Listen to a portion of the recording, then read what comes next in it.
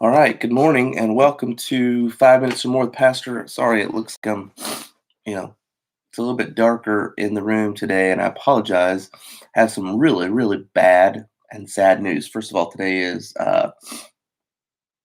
Saturday, September the 5th. You made it to Saturday. Pat yourself on the back. Round of applause. Round of applause. Good job. Um, but here is the sad news. The sad news is yesterday I went to go um, pull up my curtains. The curtains in my office have always been a little funky anyway. They don't work right all the time, and they can be difficult. But especially on hot days, I'll put them down so the sun's not beating in. It gets really hot in here. On nice days, I'll open them because with the natural light and that kind of stuff. And sometimes I'll even have the window open if it's a nice day outside. Well, yesterday I went to go open the curtains, and the pull string broke, snapped. So for the time being, my curtains are down. So sorry about that. So all I look out this way, and all I see are my curtains. Although I was outside earlier already today, so I know it's a little it's cool and it's overcast. Although I don't know how much of that, and maybe if you're here in the valley and I don't know how much of that is wildfire smoke and how much of that is cloud. I'm not sure. But hopefully it's just cloudiness that'll break up here a little bit and get a little better and have a nice warm weekend. But glad you're here. Psalm 109 is where we are. I just want to read one verse. Verse 4 says this. Um, it says, For my love, actually, I'm going to read two verses, verses 4 and 5. Say, For my love, they are my adversaries, but I give myself unto prayer, and they have rewarded me evil for good and hatred for my love.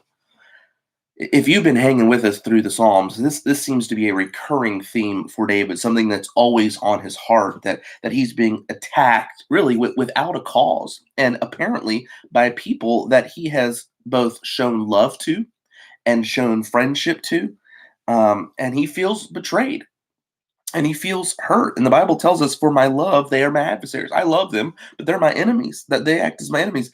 But I give myself to prayer. I give myself to prayer." Um, the Bible really tells us to do two things in this situation. One of them is to forgive. And we've discussed that quite a bit in the book of Psalm when we look at David's issues like this. We have talked about forgiving quite a bit, and I'm not skimming over that. It's a key. It's one of the two keys to forgive, to be willing to forgive those people, even when they're not asking for it. To forgive them. The Bible tells us that we're supposed to forgive people like God forgave us, and so we do that. We partake in forgiveness. But the other one, the one that I really want to focus on today, is really interesting to me. And that is, the Bible tells us in Matthew chapter 5, verses 43 and 44, Jesus basically says, you've been told to love your neighbor as yourself. Um, and you should do that, but I'm going to tell you also to love your enemies, not just to and to bless those that curse you and despitefully use you. Um, Most believers at some point in their lives have felt betrayed, felt hurt, even by people that we love or that we're kind to. We've had kindness repaid with evil or false accusations, and the reality is those things can either make us bitter or they can make us better, one or the other. Um, but I know this: in those situations, our first temptation is to defend ourselves, and I think that's one of the things that we need um, to be careful of. Um, F.B. Meyer, who was a pastor one time, wrote these words. I want you to listen to him. He wrote these words. He says, "We make a mistake in trying always to clear ourselves. We should be wiser to go straight on, humbly doing the next thing and leaving God to vindicate us. He shall bring forth thy righteousness as the light and thy judgment as the noonday. There may come hours in our lives when we shall be misunderstood, slandered, falsely accused. At such times, it is very difficult not to act on the policy of the men around us in the world. They at once appeal to law and force and public opinion, but the believer takes his case into a higher court and lays it before his God.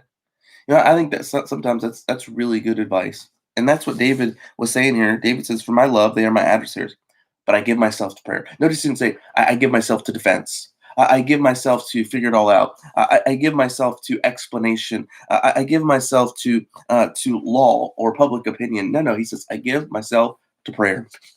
To prayer. So, on top of forgiveness, again, which we have discussed quite a bit, one of the things that we need to learn to do in situations like this is really to move on to the next thing, and to keep living a upstanding, holy life, one of character, uh, and just keep moving forward and let God vindicate us. We don't always have to defend ourselves. We don't always have to prove ourselves right. We forgive and we just continue to move on, and we trust that the Lord, and Lord willing, also both past character and future character will prove that whatever they may slander us with or say about us is not true. And we just keep moving forward. Can I encourage you to do that? I know that's way easier said than done because hurts are deep and real.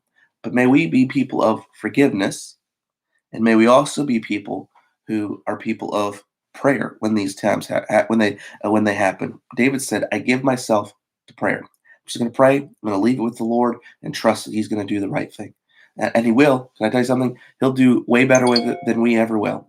And may we trust Him with that. Hope you guys have a great Saturday, and we'll talk to you later.